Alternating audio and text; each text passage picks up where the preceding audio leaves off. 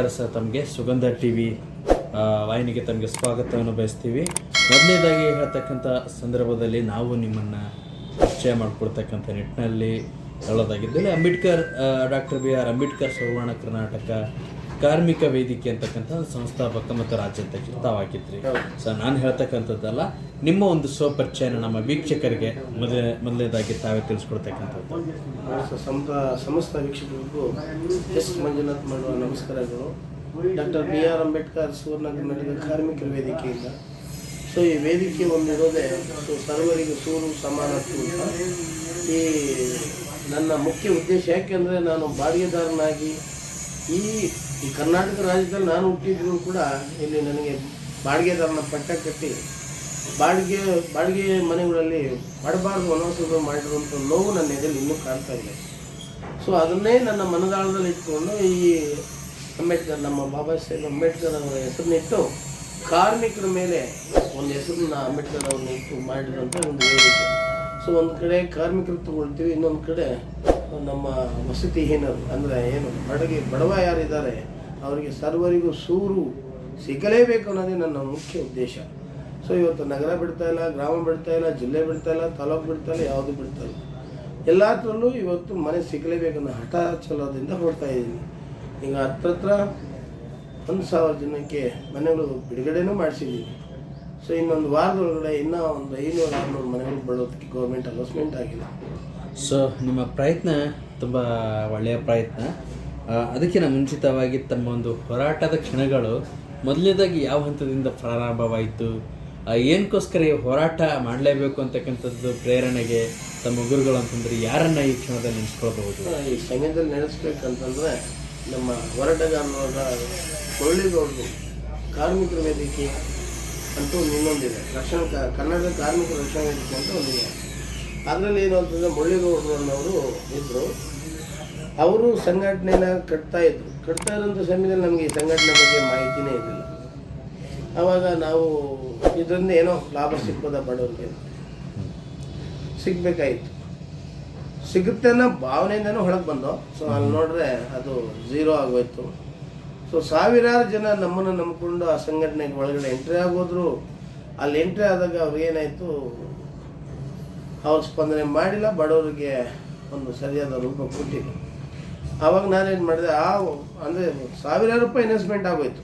ಅಂದರೆ 1000 ಅಂದರೆ ಹೇಳ್ಬಾರ್ದು, ಆ ಥರ ಎಲ್ಲ ಆಗೋಯ್ತು. ಸಾವಿರಾರು ಜನ ನುಗ್ತಾರೆ ಅಂತಂದರೆ ಒಂದು ವ್ಯಕ್ತಿಗೆ 300-400 ಅಂದರೆ ಎಲ್ಗೊಟ್ಟೋಯ್ತು. ಆ ಜನರ ಶಾಪ ನನ್ನನ್ನು ಇಲ್ಲಿ ಗಂಟೆ ತಗೊಂಬರೋದಕ್ಕೆ ಪ್ರೇರಣೆ. ಸೊ ಆ ಪ್ರೇರಣೆಯೊಂದಿಗೆ ತಮ್ಮ ಒಂದು ಹೋರಾಟದ ಮೊದಲನೇ ಹೆಜ್ಜೆ ಅಂತಂದರೆ ಏನು? ಸೊ ಯಾವ ಸಂದರ್ಭದಲ್ಲಿ ತಮ್ಮ ಪ್ರಥಮ ಹೋರಾಟನ ತಮ್ಮ ಇಂಡಿವಿಜುವಲ್ ಆಗಿ ಮಾಡಿರ್ತಕ್ಕಂಥ ಅನುಭವ? 2016ನೇ ಸಾಲಿನಲ್ಲಿ ಡೇಟೇ ಇದೆ, ಅದರಲ್ಲಿ ಹಾಕಿದ್ದೀನಿ, ಯಾಕಂದ್ರೆ ಅದು ಮರಿಬಾರ್ದು ಅಂತ. 16-17ನೇ ಸಾಲು ನನ್ನ ಉರಿ ತುಂಬಿದ ದಿನ ನನಗದು. ಆವಾಗ ನಾನು ಡೈರೆಕ್ಟಾಗಿ ಒಳಗಡೆ ಜಂಪಾಗಿ ಜಮೀನು ಬಗ್ಗೆ ನನಗೆ ಸ್ವಲ್ಪ ಮಾಹಿತಿ ಇತ್ತು. ಅಂದರೆ ಕರ್ನಾಟಕದಲ್ಲಿರೋಂಥ ಸರ್ಕಾರಿ ಗೋಮಾಳಗಳು ಗೌಗಳಿಗೆ ಮೀಸಲಾತಿ ಜಮೀನುಗಳಾಗಿರ್ತದೆ. ಸೊ ಅದನ್ನು ಬಿಟ್ಟರೆ ಗೌಗಳಿಗೆ ಇಲ್ಲ ಅಂತ ಬಿಟ್ಟರೆ ಸೊ ಬಡವರಿಗೆ ಕೊಡುವಂಥ ಪ್ರಧಾನ ರೈತರಿಗಿಂತ ಹಿಂದುಳಿದವರಿಗೆ ಕೊಡಬೇಕು ಅನ್ನೋದು ಸರ್ಕಾರದ ನಿಯಮ ಇತ್ತು. ಸೊ ಇದನ್ನು ನಾನು ಇಟ್ಕೊಂಡು ಏನು ಮಾಡಿದೆ, ಈಗ ಎಲ್ಲಿ ನೋಡಿ ಅದೇ ಆಗಿದೆ. ಸೊ ಈಗ ನನ್ನ ಪ್ರಕಾರ ಹೇಳ್ಬೇಕಂದ್ರೆ ಮುಸ್ಲಿಂ ಜನಾಂಗ ಒಳಗೆ ಬರ್ತಾ ಇದ್ದಾರೆ, ಹಿಂದೂಗಳು ನಾವು ಹೊರಗಡೆ ಹೋಗ್ತಾ ಇದ್ದೀವಿ ಈಗ. ಆದರೂ ನಾನು ಹಿಂದಿಯವರು ಅವರು ಇವರು ಅಂತ ನಾನು ಭೇದ ಭಾವ ನೋಡಿಲ್ಲ. ಯಾಕಂದರೆ ನಮ್ಮ ಭಾರತದಲ್ಲಿ ನಾವೆಲ್ಲರೂ ಒಂದೇ ಅನ್ನೋದು ಒಂದು ಕನಸಂತು. ಸೊ ಇವತ್ತು ಅವರೇ ಜನಸಂಖ್ಯೆ ಜಾಸ್ತಿ ಇದ್ದಾರೆ. ನಿನ್ನೆಲ್ಲ ನೋಡಿದರೆ ಭಾಳ ಅದ್ಭುತವಾಗಿತ್ತು. ಬರೀ ಮುಸ್ಲಿಂ ಅವ್ರು ಬಿಟ್ಟು ಮತ್ತೊಬ್ಬರು ಇರಲಿಲ್ಲ. ಹಾಗಾಗಿ ಈ ಹೋರಾಟ ಅಂತ ಬಿದ್ದಿತ್ತು ಯಲಹಂಕ ತಹಶೀಲ್ದಾರ್ ಮಂಜುನಾಥ್ ಅಂತ ಒಬ್ಬರಿದ್ದರು. ಅವ್ರ ಮೇಲೆ ನೇರವಾಗಿ ಯುದ್ಧಕ್ಕೆ ಇಳಿದ್ಬಿಟ್ಟೆ ನಾನು ಅವ್ರ ಮೇಲೆ. ಸೊ ಅವರು ಸಿಕ್ಕಾಪಟ್ಟೆ ಬಾಯಿಗೆ ಹೆಂಗೆ ಬರ್ತದಲ್ಲ ಹಂಗೆ ಬೈದಾಕ್ಬಿಟ್ಟೆ ಅವರು. ಬೈದಾದ್ಮೇಲೆ ಅವರು ಸರಿ ಬೈಸ್ಕೊಂಡು ಕೂಡ ಆಯಿತು, ನನ್ನ ಜಮೀನು ನಾನು ಪ್ರಬೋಸ್ ಕಳಿಸ್ತಾ ಇದ್ದೀನಿ ಅಂತ ಹೇಳಿದ್ರು. ಆಮೇಲೆ ಏನು ಮಾಡಿದ್ರು, ಒಂದು 3 ಎಕರೆ ಸರ್ವೆ ಸ್ಕೆಚ್ ಆಗೋಯ್ತು. ಸರ್ವೆ ಸ್ಕೆಚ್ ಆಗಿದ ತಕ್ಷಣ ಅಲ್ಲಿ ಇಟ್ಕೊಂಡು ಅವೇ ಹೇಳಿದ್ದು ಒಂದು ಡೈಲಾಗ್, 10 ಲಕ್ಷ ಕೊಟ್ಬಿಡು ಅಂತ. 10 ಲಕ್ಷ ಕೊಟ್ಬಿಡು ಅಂತ ಒಂದು ಮಾತಾಡ್ಬಿಟ್ಟು ಬ್ರೇಕ್ ತಗೊಳ್ತೀರಾ? ಸರ್ ಅಂದರೆ ತಹಸೀಲ್ದಾರ್ ಅಂತಕ್ಕಂಥ ಇರಲಿ ಅವರವರ ಒಂದು ವೈಯಕ್ತಿಕ ವಿಚಾರಗಳು. ಸೊ ಅಧಿಕಾರಿಗಳಲ್ಲೇ ಸಾಕಷ್ಟು ಭ್ರಷ್ಟಾಚಾರಗಳು, ಸೌಲಭ್ಯಗಳನ್ನ ಕೊಡೋದಕ್ಕೆ, ಸೊ ಏನೇ ಒಂದು ಕೆಲಸಗಳನ್ನ ಮಾಡಿಸ್ಕೊಳ್ಬೇಕಾದ್ರೆ ಸೊ ಆ ರೀತಿ ಕಾಡ್ತಾ ಇದೆಯಾ ಹೇಗೆ ಸರ್? ಖಂಡಿತವಾಗಿ ಕಾಡ್ತಾ ಇದೆ. ಇವಾಗ ಉದಾಹರಣೆ, ದೇವನಹಳ್ಳಿಯಲ್ಲಿ ಶಿವರಾಜ್ ಅಂತ ತಹಶೀಲ್ದಾರ್ ಮೊನ್ನೆ ರೈಡ್ ಆಯಿತು, ಸೊ ಅರೆಸ್ಟ್ ಆಯ್ತು ಅವ್ರನ್ನ. ಮತ್ತೆ 3 ದಿನಕ್ಕೆ ಬೇಲ್ ಮಾಡ್ಕೊಂಡು ಬಂದ್ಬಿಟ್ರು. ಅದೇ ಸೀಟ್ಗೆ ಹೋಗಿ ಕೂತವರು ಕೂಡ. ಸೊ ಅದೇ ವ್ಯಕ್ತಿ ನನಗೆ ಬೆಂಗಳೂರು ಉತ್ತರದಲ್ಲಿ ಕೂತಿದ್ರು, ಕಂದಾಯ ಭವನಲ್ಲಿ. ಸೊ ಈಗ ಏನು ಗಿಡ್ಡನಹಳ್ಳಿ ಸರ್ವೆ ನಂಬರ್ 80 ಅಂತ ಏನು ಮಾಡಿದ್ದೀನಿ, ಆ ಜಾಗದಲ್ಲಿ ಅವರೇ ಇದ್ದಿತ್ತು ಪ್ರೆಸೆಂಟ್ಲಿ. ಸೊ ಅವ್ರು ಇಡೀ ಸಿಬ್ಬಂದಿ ವರ್ಗದವ್ರಿಗೆ ಚುಪ್ಪಿಟ್ಟಿದ್ದು ನನ್ನ ಮೇಲೆ. ಯಾರು ದುಡ್ಡು ಕೊಡದೆ ಒಂದು ಸೈನ್ ಮಾಡಬೇಡಿ ಅಂತಲೇ ಹೇಳಿದ್ರು. ಆದರೂ ನನ್ನ ಮೊದಲ ಪ್ರಯತ್ನ ಆಗಿರೋದ್ರಿಂದ ಇದನ್ನು ನಾನು ಬಿಡಲೇಬಾರ್ದು. ನಾಟಕದಲ್ಲಿ ಕೆಳಗಡೆ ಒಂದು ಆ ರಿಪೋರ್ಟ್ ಬರೆಯೋರಿಂದ ಹಿಡಿದು ಆ ಆದೇಶ ಹೊರಡಿಸೋವನವರೆಗೂ ನಾನು ಕೊಡಲೇಬೇಕಾದಂಥ ಅನಿವಾರ್ಯತೆ ಬಂದ್ಬಿಡ್ತು. ಸೊ ಆಯಿತು, ಹೆಂಗೋ ಬಡವರು ಹೀಗಿದೆ, ನಮ್ಮ ವೇದಿಕೆ ಸದಸ್ಯರಿದ್ದಾರೆ, ಸೊ ನಾ ಎಲ್ಲರೂ ಪಬ್ಲಿಕ್ಕಾಗಿ ಅನೌನ್ಸ್ಮೆಂಟ್ ಮಾಡಿಬಿಡೆ. ಈಗಿರೋ ಅಧಿಕಾರಿಗಳು ಬ್ರಿಟಿಷ್ ಅವ್ರಿಗಿಂತ ಅನ್ಯಾಯವಾಗಿದ್ದಾರೆ. ಬ್ರಿಟಿಷ್ ಅನ್ನೋದಕ್ಕಿಂತ ಒಂದು ಪಟ್ಟು ಜಾಸ್ತಿನೇ ಇದ್ದಾರೆ ಇವರು. ಸೊ ಇವ್ರಿಗೇನು ಅಮೌಂಟ್ ಸಿಕ್ಕಿಲ್ಲ ಅಂದರೆ ಇವ್ರು ಕೆಲಸಗಳು ಮಾಡೋದಿಲ್ಲ ಅಂತ. ಹೌದಲ್ಲೇನಪ್ಪ? ಪಬ್ಲಿಕಲ್ಲಿ ಅನೌನ್ಸ್ಮೆಂಟ್ ಮಾಡಿದೆ ನಾನು ಆ ವಿಚಾರನ. ನನ್ನ 2-3 ಸಾವಿರ ಜನ ಒಟ್ಟಿಗೆ ಕಳಿಸಿ NTA ಗ್ರೌಂಡಲ್ಲಿ ಅನೌನ್ಸ್ಮೆಂಟ್ ಮಾಡಿಬಿಟ್ಟೆ. ಸರ್, ಪಬ್ಲಿಕ್ಕಲ್ಲಿ ಅಧಿಕಾರಿಗಳ ವಿರುದ್ಧ ರಾಜಾರೋಷವಾಗಿ ಒಂದು ಆರೋಪನ ತಾವೇನಂದ್ರೆ ಹೊರಡಿಸ್ತೀರ. ಸೊ ಹೀಗಿದೆ ಅಂತ. ಅದರಲ್ಲಿ ನಮಗೆ ಹಲ್ಲೆ ಆಗಿತ್ತು ಒಂದು ಗ್ರಾಮಸ್ಥರಿಂದ ಮತ್ತೆ ಗೂಂಡಾಗಳಿಂದ ಅಂತಕ್ಕಂಥದ್ದು. ಅದ್ರ ಜೊತೆಗೇನು ಸುಪ್ರೀಂ ಕೋರ್ಟಿಂದ ಆದೇಶ ಅಂತಕ್ಕಂಥದ್ದು ಹೇಳ್ತಾ ಇದ್ರಿ. ಸುಪ್ರೀಂ ಕೋರ್ಟು ಅಂದರೆ ಹೈಕೋರ್ಟ್. ಅಂದರೆ ಈಗ ನಮ್ಮ ಬೆಂಗಳೂರು ಸುಪ್ರಿಯರ್ ಯಾರು? ಜಿಲ್ಲಾಧಿಕಾರಿ. ಬೆಂಗಳೂರು ನಗರ ಜಿಲ್ಲೆಗೆ ಸುಪ್ರಿಯರ್ ಬಂದು ಜಿಲ್ಲಾಧಿಕಾರಿ. ಸೊ ಅವರು ನಮ್ಗೆ ಎಷ್ಟೋ ನಮ್ಮ ಮೇಲೆ ಅತಿಯಾದ ಪ್ರೀತಿ, ಗೌರವ. ಯಾಕಂದ್ರೆ ನನ್ನ ಹೋರಾಟಗಳು, ನನ್ನ ಜನಸಂಖ್ಯೆ ಎಲ್ಲ ಥರನೂ ನೋಡ್ತಾ ಇದ್ರು ಅವರು. ಹಾಗಾಗಿ ಅವ್ರಿಗೆ ಅವತ್ತು ನಮ್ಮ ಮೇಲೆ ಅತಿಯಾದ ಪ್ರೀತಿ ಬಂದಿರೋದ್ರಿಂದ ಸೊ ನೇರ ಆದೇಶ ಕೊಟ್ಟು ಯಾರಿಗೂ ಸೀಲ್ ಹಾಕ್ಕೊಡೋದಿಲ್ಲ. ಇವತ್ತು ಆದೇಶಕ್ಕೆ ಪೇಪರ್ ಕೊಟ್ಟಿರೋದು ನೋಡಿದ್ದೀನಪ್ಪ? ಇಲ್ಲ. ಸೊ ನಮ್ಮ ಪೇಪರ್ಗೆ ಎಲ್ಲದರಲ್ಲೂ ಆದೇಶ ಸೀಲ್ ಇರುತ್ತೆ. ಹಾಗಾಗಿ ಅವ್ರು ಮಾಡಿಕೊಟ್ಟು ಇದ್ಮೇಲೆ ಹೋಗಿ ಕೆಲಸ ಸ್ಟಾರ್ಟ್ ಮಾಡಿ ಅಂತೇಳಿ ಹೇಳಿದ್ರು. ವಿಶ್ವನಾಥ್ ಅವರು ಆತ್ಮೀಯರೇ ಅಂತ ಇಟ್ಕೊಳ್ಳೋಣ, ಆದರೂ ನಮ್ಮ ಮೇಲೆ ಕಚ್ಚೆ ಕಟ್ಟೋದ್ರಲ್ಲಿ ನಂಬರ್ 1. ನನ್ನಂತಲ್ಲ, ನನ್ನಂತ ಎಷ್ಟೋ 100 ಸಂಘಟನೆಗಳನ್ನ ಬೆಳಿಲೇಬಾರ್ದು ಅನ್ನೊಂದು ಹಠವಾದಿ ಅವಯ್ಯ. ಸರ್, ರಾಜಕೀಯಗಳಲ್ಲಿ ಒಬ್ಬ ರಾಜಕೀಯ ಬಗ್ಗೆ, ಅವರ ಒಂದು ಆಡಳಿತದ ಬಗ್ಗೆ ನಾವು ತಾರತಮ್ಯ ಮಾಡೋದಕ್ಕಿಂತ ಮುಂಚೆ ನನ್ನ ಒಂದು ಪ್ರಶ್ನೆ ಇದೆ ಸರ್. ಇಲ್ಲ ಅಂತಂತಿಲ್ಲ, ಸಾಕಷ್ಟು ದಲಿತರೇ ಮಾತಾಡ್ತಕ್ಕಂಥ ಒಂದು ಪ್ರಶ್ನೆ ಏನಂತಂದರೆ, ಸೊ ದಲಿತ ನಾಯಕರು ವಿವಿಧ ಸಂಘಟನೆಗಳ ಕಟ್ಕೊಂಡು ಒಡಕು ರೀತಿಯಲ್ಲಿ ಬೇರ್ಕೆಗಳನ್ನ ಪಂಗಡಗಳನ್ನ ಕಟ್ಕೊಂಡು ಹೋರಾಟಗಳನ್ನ ಮಾಡ್ತಾ ಇದ್ದಾರೆ. ಆದರೆ ಯಾವುದೇ ರೀತಿಯ ಪ್ರತಿಫಲ ಇಲ್ಲ. ಅದಕ್ಕೆ ರಾಜಕೀಯ ಅಂತಕ್ಕಂಥದ್ದು ಒಂದು ಬಣ್ಣ ಬಳಿತಕ್ಕಂಥದ್ದು ಕೂಡ ಸಾಮಾನ್ಯವಾಗಿ ಕಾಣಿಸ್ತಾ ಇದೆ ಅಂತಕ್ಕಂಥ ದಲಿತರ ಒಂದು ಪ್ರಮುಖರ ಮಾತುಗಳಿವು. ಖಂಡಿತವಾಗಿ ಇದು ಹಿಂದೆ ಈಗ ಪೊಲಿಟಿಕಲ್ ಕೂಡ ಒಂದು ಸಂಘಟನೆನೇ. ಹೌದು, ಅದೇನು ಬೇರೆ ಅಲ್ಲ. ಸೊ ನಮ್ಮದು ಒಂದು ಸಂಘಟನೆನೇ. ಇದು ಸಮಾಜ ಸೇವೆಗೆ, ಅದು ಸಮಾಜದಲ್ಲಿರೋ ದೋಚ್ಕೊಳ್ಳೋಕ್ಕೆ. ಈ ಸಂಘಟನೆಗಳು ಸಮಾಜ ಸೇವೆ ಮಾಡೋಕ್ಕೆ, ಪೊಲಿಟಿಕಲ್ ಸಮಾಜ ಸೇವೆಯನ್ನು ಲೂಟಿ ಮಾಡೋಕ್ಕೆ. ಇನ್ನೊಂದು, ಇವರು ಏನು ಮಾಡೋದು ತಪ್ಪಿಲ್ಲ. ಸಂಘ ಸಂಸ್ಥೆಗಳೇ ನಾವು ಒಂದು 50 ರೂಪಾಯಿ 10 ರೂಪಾಯಿ ತಿನ್ಬಿಟ್ರು ಅಂದರೆ ಅದೇ ದೊಡ್ಡ ವಿಚಾರವಾಗಿ ತೋರಿಸ್ತಾರೆ. ಆಮೇಲೆ ನೀನು ಅಷ್ಟು ತಿನ್ಬಿಟ್ಟಂತೆ, ನೀನು ಇಷ್ಟು ತಿನ್ಬಿಟ್ಟಂತೆ, ಬರೀ ಬಣ್ಣಗಳ ಆಟಗಳೇ ಆಡ್ತಾರೆ, ಬಣ್ಣ ಆಟಗಳೇ ಆಡ್ತಾರೆ. ಹಂಗೆಲ್ಲ ಇದೆ.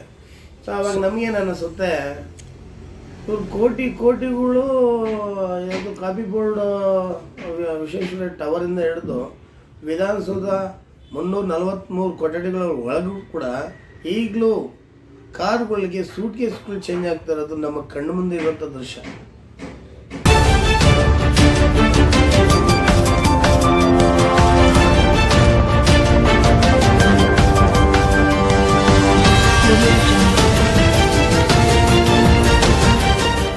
ಸರ್, ಅದರಲ್ಲಿ ನನ್ನ ಒಂದು ಪ್ರಶ್ನೆ ಏನಂತಂದರೆ, ಈಗ ದಲಿತರಿಗಾಗಿರ್ಬೋದು, ಒಂದು ಹಿಂದುಳಿದ ವರ್ಗಗಳಿಗೆ ಅವತ್ತೊಂದು ದಿವಸ ಒಂದು ಮಾತು ಹೇಳಿದರು ಡಾಕ್ಟರ್ ಅಂಬೇಡ್ಕರ್ ಅವರು.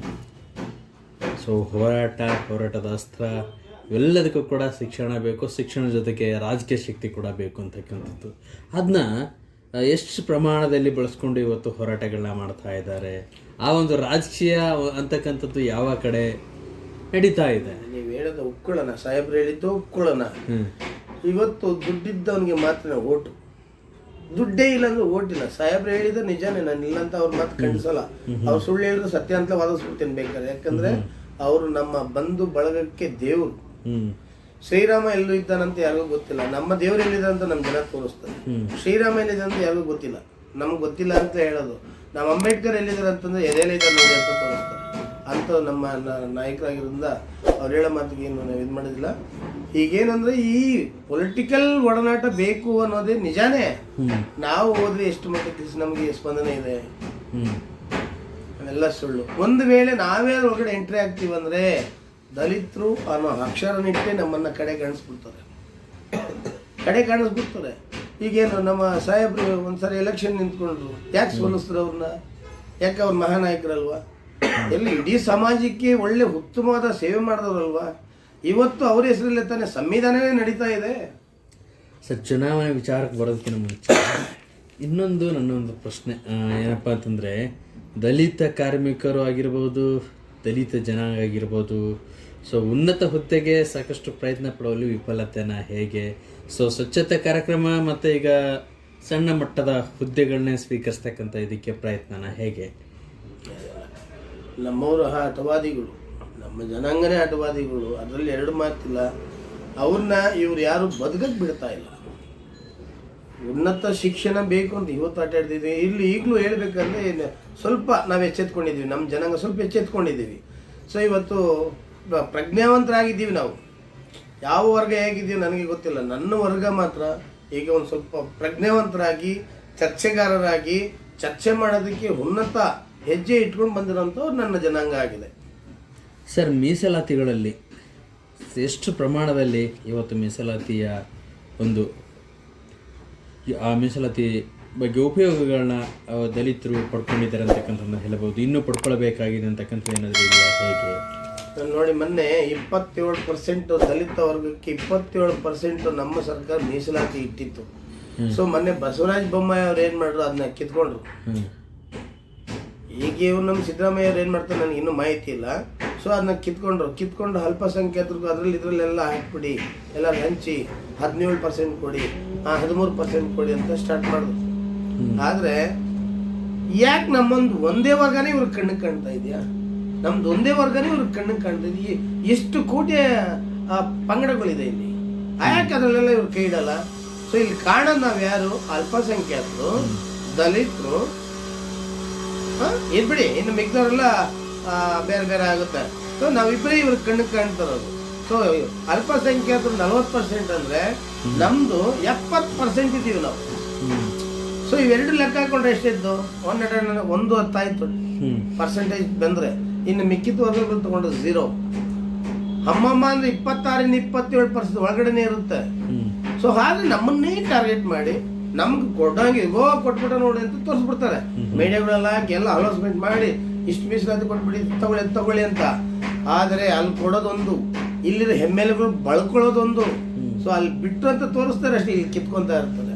ಸೊ ಇವತ್ತಿಗೂ ದಲಿತರಿಗೆ ಕರೆಕ್ಟಾಗಿ ಒಂದು ಚಪ್ಪಲಿ ಅಂಗಡಿ ಸಿಕ್ಕಿದೆ ಅಂದರೆ ಅದು ಹೈಯೆಸ್ಟ್. ಅದು ಹೋರಾಟಗಾರರ ಮುಖಾಂತರ ಏನಾದ್ರು ಸಿಕ್ಕಿರುತ್ತೆ. ಇನ್ನು ದಲಿತರು ಹೋರಾಟ ಮಾಡ್ತಕ್ಕಂಥದ್ದು ಸಾಕಷ್ಟು ನೋಡಿದ್ದೀನಿ, ಆದರೆ ರಾಜಕೀಯ ಒಂದು ಕ್ಷೇತ್ರದಲ್ಲಿ ಸೊ ಒಂದು ಮಾತಿದೆ ಅಂದರೆ, ಯಾವುದೇ ಒಬ್ಬ ದಲಿತರಿಗೆ ಇವತ್ತು ಉನ್ನತ ಹುದ್ದೆ ಅಂತಕ್ಕಂಥ ಸ್ಥಾನ ಸಿಕ್ಕಿಲ್ಲ. ಅದರಲ್ಲೂ ಕೂಡ ಇವತ್ತು ಕಾಂಗ್ರೆಸ್ ಪಕ್ಷದಲ್ಲಿ ಖರ್ಗೆ ಅವರಿಗೆ ಉನ್ನತ ಸ್ಥಾನ ಸಿಕ್ಕಿದೆ ಅಂತಕ್ಕಂಥದ್ದು ಒಂದು ಚರ್ಚೆ ಇದೆ. ಆ ಒಂದು ಮುಂದಿನ ಲೋಕಸಭೆ ಚುನಾವಣೆಯಲ್ಲಿ ಅಂದರೆ ಪಕ್ಷ ಅನ್ನೋದಕ್ಕಿಂತ ಇವತ್ತು ದಲಿತ ಒಂದು ಮುಖಂಡರು ಅಂತಕ್ಕಂಥ ಒಂದು ನಿಟ್ಟಿನಲ್ಲಿ ಖರ್ಗೆ ಅವ್ರಿಗೆ ದಲಿತ ವರ್ಗದ ಜನರು ಎಷ್ಟು ಬೆಂಬಲಿತವಾಗಿ ಇರಬಹುದು ಅಂತಕ್ಕಂಥದ್ದು ಏನಾದರೂ ಇದೆಯಾ, ಹೇಗೆ? ಖಂಡಿತವಾಗಿ ಸರ್, ಯಾಕೆಂದರೆ ನಮ್ಮ ನಾಯಕರಾಗಿ ಅವ್ರನ್ನ ಅಲ್ಲಿ ಡೆಲ್ಲಿಯಲ್ಲಿ ಕೂರಿಸೋದ್ರಿಂದ ನಮ್ಗೆ ಹೆಮ್ಮೆ ಇದೆ. ಅವ್ರು ಏನು ಮಾಡ್ತಾರೆ ಅನ್ನೋದ್ರ ಬಗ್ಗೆ ನಾವು ಕೇಳಲ್ಲ. ಸೊ ನಮ್ಮೊಬ್ಬ ಅಲ್ಲೊಬ್ಬ ಕೂತಿದ್ದಾನೆ ಅನ್ನೋದು ಅಷ್ಟೇ ಇದೆ. ಇನ್ನು ನೀವು ಹೇಳಿದ್ರಲ್ಲ ಉನ್ನತ ಉದ್ಯೋಗದಲ್ಲಿ ಎಲ್ಲಿದ್ದಾರೆ ಅಂತ, ಎಲ್ಲೂ ಇಲ್ಲ ಸರ್. ಅಲ್ಲಿ ಖರ್ಗೆ ಒಬ್ಬರಿಗೆ ಅದು ಪೊಲಿಟಿಕಲಲ್ಲಿ ಕೊಟ್ಟಿರೋದು ಅದು ಏನು ಅಂತಂದರೆ, ದಲಿತ ಜನಾಂಗ 70% ವೋಟ್ ಬ್ಯಾಂಕ್ನ ಮಾಡ್ಕೊಳ್ಳೋಕ್ಕೆ ರಾಹುಲ್ ಗಾಂಧಿ ಮಾಡುವಂಥ ಒಂದು ಕುತಂತ್ರ ಅಂತ ಹೇಳ್ಬೋದು. ಅಥವಾ ಅವನ್ನ ಕುಣಿಸಿ ಮುಂದಿನ ಸರಿ ಅವ್ರದ್ದು ಹಂಗಿರ್ಲಿಲ್ಲ. ನಮ್ಮ ದೇಶಕ್ಕೆ ಪ್ರಧಾನಿ ಅಂತೇಳಿ ಅಥವಾ ಪ್ರಧಾನಿ ಅಂತ ಒಂದು ಲೇಡೀಸ್ನ ಯಾರನ್ನ ತಗೊಂಡಿದಾರ ಸರ್? ಮುಖ್ಯಮಂತ್ರಿಗಳು ಅಂತ ಒಂದು ಲೇಡಿನ ಎಲ್ಲನ ಕೇಳಿದಾರ ಸರ್ ಯಾರನ್ನ? ಯಾಕೆ ಸರ್? ಲೇಡೀಸ್ ಏನಾಗಿದೆ, ಅವಳಿಗಿಲ್ವ ಶಕ್ತಿ? ಸೊ ಗಂಡಸ್ಗಿಂತ 10 ಪಟ್ಟು ಸ್ಪೀಡಲ್ಲಿ ಇದ್ದಾಳೆ ಇವತ್ತು, ಅವಳನ್ನ ತಗೊಳ್ತಾ ಇಲ್ಲ. ಸೊ ಇವ್ರು ಏನು ಹೇಳ್ತಾರೆ, ಉದ್ಯೋಗದಲ್ಲಿ ಅಲ್ಲಿಟ್ಟಿರ್ತೀನಿ ಅಂತ ನೋಡಿ. ಹೈಕೋರ್ಟ್ ಜಡ್ಜಿಂದ ಹಿಡಿದು ಸುಪ್ರೀಂ ಕೋರ್ಟ್ ಜಡ್ಜ್ಗಳಿಂದ ಹಿಡಿದು ಸಿಟಿ ನ್ಯಾಯಾಲಯದ ಇರ್ಬೋದು, ಪ್ರೈವೇಟ್ ಲಾಯರ್ ಆಗಿರ್ಬೋದು, ಇದೆಲ್ಲ ಇರ್ಬೋದು. ಒಬ್ಬರನ್ನ ತೋರಿಸ್ಬಿಡಿ ಸರ್ ನಮಗೆ. ಯಾಕೆ ಅಂದರೆ ಅಲ್ಲಿ ಕೂರ್ಬೇಕಂದ್ರೆ ಅಮೌಂಟ್ ಬೇಕು. ಸೊ ಅಲ್ಲಿರೋಂಥ ಮೇಲ್ ಅಧಿಕಾರಿಗಳ ಒಂದು ಒಡನಾಟ ಇರಬೇಕು. ಸೊ ನಮ್ಮ 4 ಗಂಟೆ ಬರಕ್ಕೆ ಬಿಡೋದಿಲ್ಲ, 4 ಗಂಟೆ ಕೂರೋಕ್ಕೂ ಬಿಡೋದಿಲ್ಲ. ಅಂದ್ರೆ ಇವತ್ತು ನ್ಯಾಯಾಲಯದಲ್ಲೂ ಕೂಡ ಆ ರೀತಿ ಇದೆ ಅಂತ 100% ಸರ್ ಇದೆ. ಓಕೆ ಸರ್, ನಿಮ್ಮ ಪ್ರಕಾರ ಒಬ್ಬ ಹೋರಾಟಗಾರ, ಒಬ್ಬ ನಾಯಕ ಅಂತಂದ್ರೆ ಹೇಗಿರಬೇಕು? ಸೊ ತಾವು ಅಳವಡಿಸಿಕೊಂಡಂತ ಒಬ್ಬ ನಾಯಕನ ಬಗ್ಗೆ ಹೇಳೋದಾದ್ರೆ ಏನು ಹೇಳ್ತೀರಾ? ನಾಯಕರು ಅಂದ್ರೆ ಇಲ್ಲಿದ್ದಾರೆ ನೋಡಿ, HS ದೊರೆಸ್ವಾಮಿ ಸ್ವತಂತ್ರ ಹೋರಾಟಗಾರರು. ಇಲ್ಲಿಂದ ಹಿಡಿದು ಡೆಲ್ಲಿವರೆಗೂ ಪಾದಯಾತ್ರೆ ಮಾಡಿ ಸಾವಿರಾರು ಜನಕ್ಕೆ ಜಮೀನುಗಳನ್ನು ಬಡವರ ಪರವಾಗಿ ವಿತರಣೆ ಮಾಡಿದ ಬಂದ ಏಕೈಕ ವ್ಯಕ್ತಿ HS ದೊರೆಸ್ವಾಮಿ. ಸೊ ನಾಯಕ ಅಂದ್ರೆ ಇವರೇ ನಾಯಕರು ನನ್ಗೆ ಗೊತ್ತಿರೋ ಪ್ರಕಾರ. ಇನ್ನು ಸಂಘ ಸಮಸ್ಯೆಗಳಿದೆ, ನಾನು ಇಲ್ಲ ಅಂತ ಹೇಳ್ತಾ ಇಲ್ಲ. ನಮ್ಮ ಸಂಘ ಸಮಸ್ಯೆಗಳು ಪ್ರತಿಯೊಬ್ಬರು ಕೈ ಜೋಡಿಸಿದ್ರೆ ಇವತ್ತು ನಾವು ಯಾರನ್ನ ಮಾತಾಡಂಗಿಲ್ಲ, ಸರ್ಕಾರನ ಬಗ್ಗಿಸಿ ಬಡಿಬೋದು. ಆದರೆ ನಾನು ಒಂದು ಹೆಜ್ಜೆ ಮುಂದೆ ಇಟ್ಟರೆ ನನ್ನ ಕಾಲು ಹೇಳೋ ನನ್ನ ಪಕ್ಕದಲ್ಲಿದ್ದವನೇ. ಸೊ ಎಲ್ಲರೂ ಒಂದು ಜಾಗಕ್ಕೆ ನಾನು ಹಲವಾರು ಸರಿ ನಾನು 106 ಸಂಘಟನೆಗಳಿಗೆ ಅಲೌನ್ಸ್ಮೆಂಟ್ ಮಾಡಿದ್ದೀನಿ. ನನಗೆ ಅಧ್ಯಕ್ಷನ ಪತ್ರ ಬೇಡ, ಒಂದು ಸದಸ್ಯನ ಪಟ್ಟ ಸಾಕು ಸರ್, ಬನ್ನಿ ಒಂದು ಒಕ್ಕೂಟ ಮಾಡ್ಕೊಳ್ಳೋಣ. ಒಕ್ಕೂಟದಲ್ಲಿ ನೀವೇ ಮುಂದಾಡ್ತಾ ವಹಿಸಿ. ಸೊ ಎಲ್ಲ ಜನಾಂಗಕ್ಕೂ ನಿಮ್ಮ ಸಮಿತಿಯಲ್ಲಿರುವಂಥ ಎಲ್ಲನೂ ಒಂದು ಕಡೆ ಶೇಖರಣೆ ಮಾಡೋಣ. ಒಂದು ಕಮ್ಮಿ ಅಂದ್ರೆ ಒಂದು 10 ಲಕ್ಷ 20 ಲಕ್ಷ ಜನನ ಸೇರಿಸೋಣ. ಸೊ ಕರ್ನಾಟಕದ ಬಗ್ಗೆ ಮಾತಾಡೋಣ ಅಂತ. ಓಕೆ, ಕರ್ನಾಟಕದ ಬಗ್ಗೆ ಮಾತಾಡೋಕ್ಕಿಂತ ಮುಂಚೆ ಒಂದು ದಲಿತರ ಅಂತಕ್ಕಂಥ ಒಂದು ಸಾಕಷ್ಟು ಪಂಗಡಗಳನ್ನ ಕಟ್ಕೊಂಡಂಥ ಆ ಒಂದು ಸನ್ನಿವೇಶಗಳನ್ನ ನೋಡ್ತೀವಿ. ಇವೆಲ್ಲ ಸಂಘಟನೆಗಳು ಒಂದಾಗಿ ಹೋರಾಟ ಮಾಡತಕ್ಕಂಥ ಸನ್ನಿವೇಶ ಬಹಳ ಕಮ್ಮಿ ಅಂತ ಅನ್ಸುತ್ತೆ. ಈ ಜನ್ಮದಲ್ಲಿ ಬರೋದೇ ಇಲ್ಲ ಅದು. ನಮ್ಮ ಸಂಘಟನೆಗಳು ಈಗ ನಾನೇನ ಬೆಳೆದಿದ್ದೀನಿ ಅಂತ ಈಗ ನೋಡಿ 2017 ಉದ್ದೇಶ ಸಿಂಪಲ್ ಆಗಿ ಹೇಳಿದೆ. ನನಗೆ ಜಮೀನು ಲೆಟರ್ ಹಾಕಿ ಕೆಲಸ ಆಗಲಿಲ್ಲ. ಇಮಿಡಿಯೇಟ್ಲಿ 2016-17 ಸಾಲಿನಲ್ಲಿ ಒಬ್ಬರು ಶಾಸಕರ ಮೇಲೆ ಯುದ್ಧಕ್ಕೆ ಇಳಿದಾಯ್ತು. ಮತ್ತೆ ಅಲ್ಲಿ ದುಡ್ಡಿನ ವಿಚಾರ ಎಲ್ಲ ಆಯ್ತು. ಮತ್ತೆ ಬಂದೆ ಗೆದ್ದಾದ ಮೇಲೆ ಗೆಲ್ಲವರೆಗೂ ನನಗೆ ಹೇಳಿದ್ರು, ನೀನೇನು ಮಾಡ್ಕೊಳಕ್ಕಾಗಲ್ಲ, ನೀನು ಒಂದು ಇದು ಮಾಡೋಕ್ಕಾಗಲ್ಲ, ಬಡವ್ರಿಗೆ ಸುಳ್ಳು ಹೇಳ್ತಾ ಇದೆಯಾ. ಯಾಕೆ ಮಾತು ಹೇಳ್ಬೇಕು? ಬೆಂತಟ್ಬಿಟ್ಟು ನಡೆಯಪ್ಪ ನೀನು ಮುಂದೆ ನಾವಿದ್ದೀವಿ ಅಂತಂದ್ರೆ ಅದು ಹೆಂಗಿರುತ್ತೆ? ಇದೇ ದಲಿತ ಸಂಘಟನೆಗಳು ಹೇಳಿತ್ತು ನನಗೆ. ನಿನಗೆ ನಾವು ಎಂತೆಂಥ CMನ ಬಾಗಿಲು ಬರ್ತಾರೆ, ಪ್ರಧಾನಿಗಳು ಹೋಗೋದು ಹೋಯ್ತಾರೆ, ಅಂಥವ್ರ ಲೆವೆಲ್ ಇಟ್ಕೊಂಡಿದ್ದೀವಿ, ನೀವೇನ್ರಿ ನಮ್ಮ ಕೆಲೆ ಮಾಡೋಕೆ ನೀವು ಮಾಡ್ಬಿಡ್ತೀರ. ಈಗ ನಾನು ಹೆಂಗೆ ಮಾಡ್ದಂಗಾರೆ? ನಾನು ಯಾವ CMನೂ ಕರೆದಿಲ್ಲ, ಯಾವ ಪ್ರಧಾನಿ ಹೋಗು ಅಂದಿಲ್ಲ. ಇದು ನಮ್ಮ ಜನಗಳು ನಮ್ಮ ಜೊತೆ ಸೇರೋಲ್ಲ. ಹಂಗೆ ಸೇರಿದ್ರು ಪರ್ಸೆಂಟೇಜ್ ಇತ್ತು ಅಂತ ಶಾಸಕರಿಗಿಂತ ಅನ್ಯಾಯವಾಗಿ ಕೇಳ್ತಾರೆ. ಸೊ ಸುಮಾರು ಸಂಘಟನೆಗಳು ನನಗೆ ಕರೆ ಕೊಟ್ಟಿದೆ, ನನಗೆ ಪೋಸ್ಟಿಂಗ್ ಕೊಡಿ ಅಂತ.